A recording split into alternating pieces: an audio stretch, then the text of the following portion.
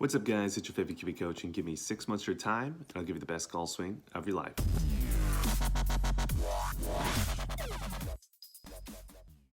So welcome back to the channel. In this particular video, we have another client before and after video for you. And this client was really struggling with just the overall motion of the arms throughout the backswing and the downswing. And I think this is pretty common with a lot of you guys out there. However, for whatever reason, you guys tend to focus more so on the body as opposed to the hands and arms, where I think you're going to get the largest domino effect. So in this particular video, we're going to kind of highlight the hands and arms pretty much from position 2 all the way to position 5. So if you guys are interested in that and you want to know what the hands and arms should be doing, this is the perfect video for you. Let's go ahead and jump in. But before we get into the video, I want to give a quick shout out to our sponsor, and that is Kiwi Golf Japan.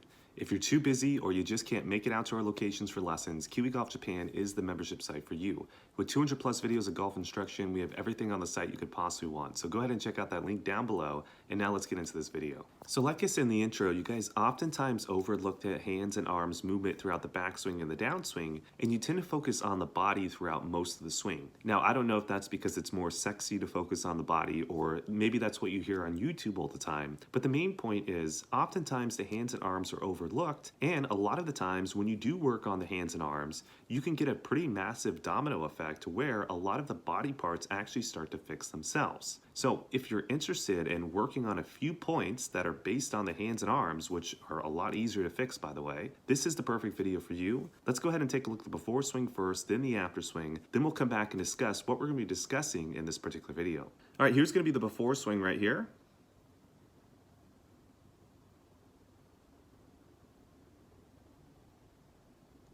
All right, and this is going to be the after swing.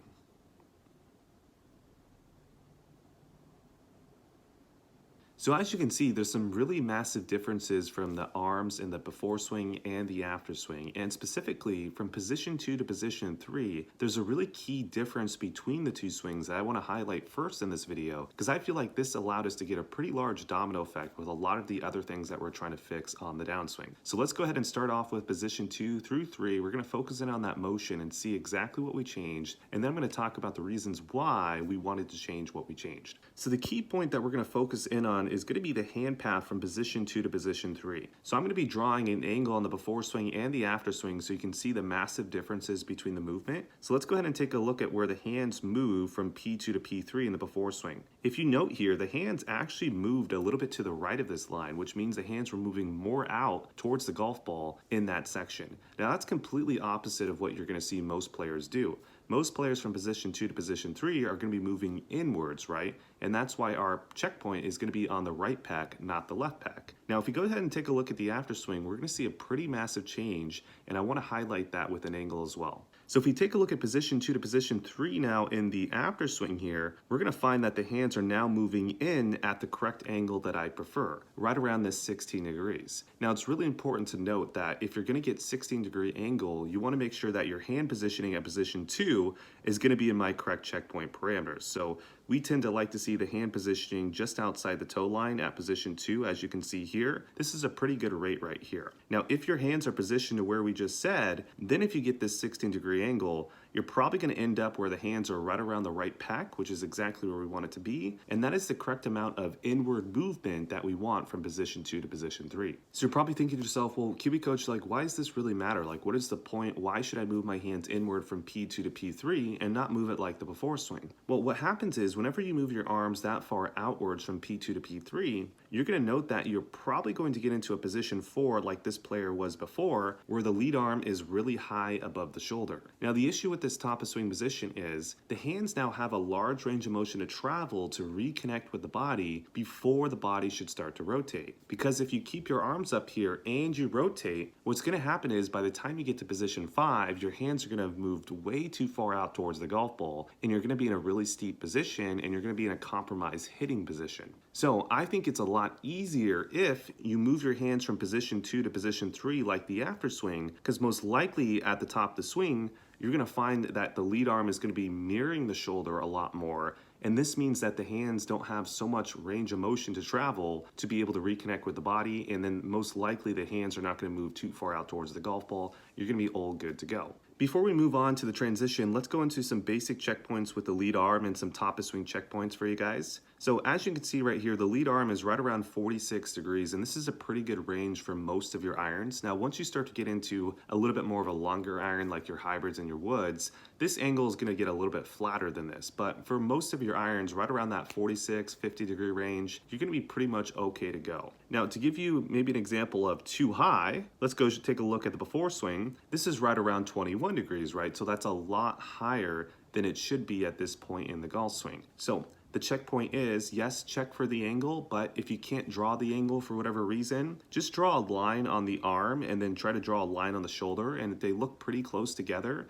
then you're good to go. If there looks like there's a big separation between the arm and the shoulder, then that means that you definitely want to be changing that. So those would be the checkpoints for the lead arm, and I think those are really crucial for what we discussed earlier in this video. Then another position that changed in the after swing was actually going to be this trail elbow rotation degree. So notice how he's right around 15 degrees, which is again in our checkpoint parameters, 15 degrees or less. If we take a look at the before swing, because of the way that he moved his arms from P2 to P3 and then P3 to P4, we can see that this angle is right around 34 degrees, which is pretty far internally rotated. So not only is his arms way too high and he has to be patient to reconnect the arms, he is also going to have to move his elbow a large range of motion to get it into the correct spot to keep the club shaft pitch where we want it to be, right? Because the more and more the elbow's internally rotated, the more difficult it is to get the club shaft flat. You're probably going to be steep in transition if your elbow is really protruded like this or internally rotated. So all of these positions that we wanted to change were pretty much done from position 2 to position 3. Once we were able to change the movement of the hand path, we kind of got a little bit of a domino effect at the top of the swing. As you can see, a lot of the positions started to change. And then when we changed the top of swing position, which you'll see here in a second,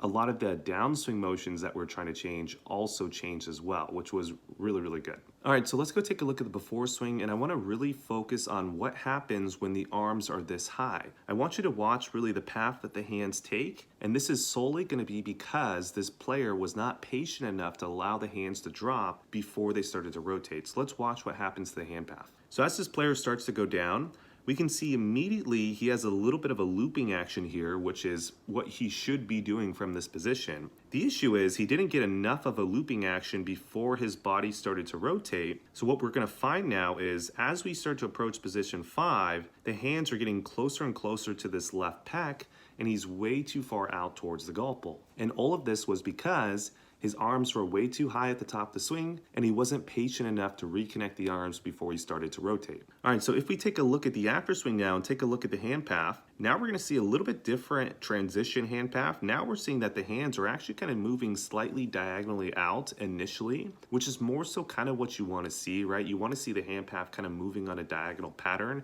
You really don't want to see too much looping going on. But again, in the before swing, he had to, remember, because of his position. But ultimately, he still didn't do it enough. But we want to avoid having to have the loop, right? And if we can get into a better top of swing position, like this after swing, you're going to not have to loop. And that's exactly what he was doing in this swing. All right, that's it for you guys on YouTube. I hope you guys enjoyed the video. But before you guys click off, let me give you guys some quick wrap-up points. So first and foremost, we got a really large domino effect with this particular client by changing the hand path from position 2 to position 3. As you saw, we were able to change a lot of the top of swing positions when we changed the hand path. Now, I'm not saying for all of you guys out there, you're going to get the same type of domino effect. However, I do argue that if you do try to work on ideas around P2 to P4, specifically the hand path and club shaft movements, you probably will get some pretty large domino effects, and you're going to see a lot of the motions that you were trying to change before probably change itself just by changing those positions. So if you guys are struggling to change your swing by yourselves and you guys want a professional coach to help you out, well, give me 6 months of your time and I'll give you the best golf swing of your life. Check out the Kiwi Coach 6-month program down below. Check out the link. There's going to be a webpage that has literally all the steps and the lessons that we're going to be giving you. Check that out, sign up. While you're on the website, make sure to sign up for the membership site as well. It really helps support this channel. And other than that, I'll see you guys in the next video. So like, comment, subscribe, share, and yeah, bye-bye.